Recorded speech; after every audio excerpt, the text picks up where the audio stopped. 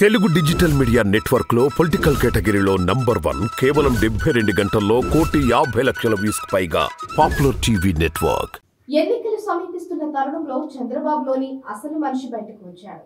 ఇన్నాళ్ళు ఎలాగోలా మేనేజ్ చేసుకొస్తూ వచ్చినా ఇప్పుడు మాత్రం ఆయన తన అసలు రూపాన్ని బయటపెట్టారు. తన తరపున ఢిల్లీలో లాబింగ్ చేయని వాళ్లను ఆయన ఎంత మాత్రం ఉపేక్షించారని మరోమారు రుజువైంది.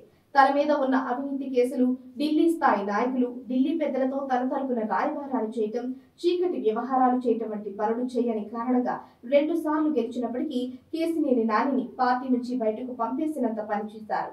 పార్టీలో ఉండండి కానీ పార్టీ వ్యవహారాల్లో జోక్యం చేసుకోవద్దు, పెద్దరికం చూపొద్దు, ఉండి లేనట్లు అలా ఉండండి అంటూ రాయబారం పంపారు.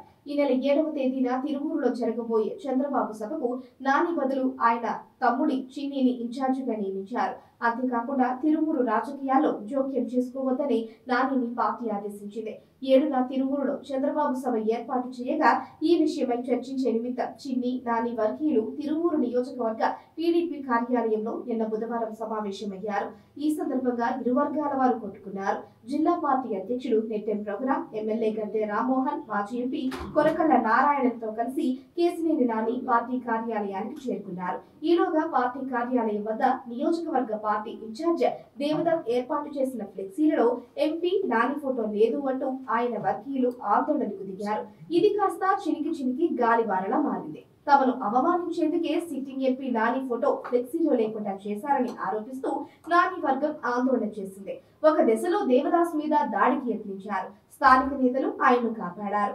ఆ తర్వాత అక్కడికి వచ్చిన చిన్నిని సైతం నాని వర్గీయులు అడ్డుకున్నారు. తరువాత ఇరు వర్గాల కార్యకర్తలు కుర్చీలు విసురుకుంటూ దాడులకు పాల్పడుతూ గందరగోళం సృష్టించారు. ఆ తర్వాత కేసినేని నానికి టీడీపీ హైకమాండ్ చెక్ పెట్టింది. తిరువూరులో జరగబోయే చంద్రబాబు సభకు మరో ఇన్ఛార్జిను హైకమాండ్ నియమించింది. అలాగే కేసినేని నాని తిరువూరు రాజకీయాల్లో జోక్యం చేసుకోవద్దని చంద్రబాబును ఆదేశించింది. మరోవైపు వచ్చే ఎన్నికల్లో విజయవాడ ఎంపీగా మరొకరికి ఛాన్స్ ఇవ్వాలని నిర్ణయం తీసుకుంది.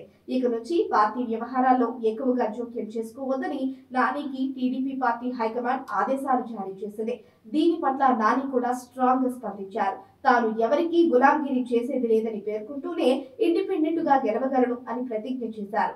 గత కొన్నాళ్లుగా చంద్రబాబుకు పూర్తి భక్తులుగా ఉంటూ వస్తున్న బోండా ఉమా వంటి వాళ్లు నానిని విజయవాడలో విమర్శిస్తూ వ్యతిరేకిస్తూ వస్తున్నారు. తాజాగా చంద్రబాబు పంపగా వచ్చిన ఒక ప్రతినిధి బృందం నానిని కలిసి పార్టీ పనుల్లో జోక్యం వద్దని సూచించి వెళ్లింది.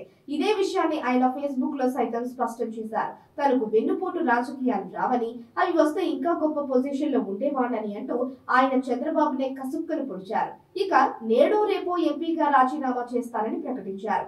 తరువాత తన రాజకీయ గమనం ఎటు ఉంటుందో తెలుస్తుంది అన్నారు.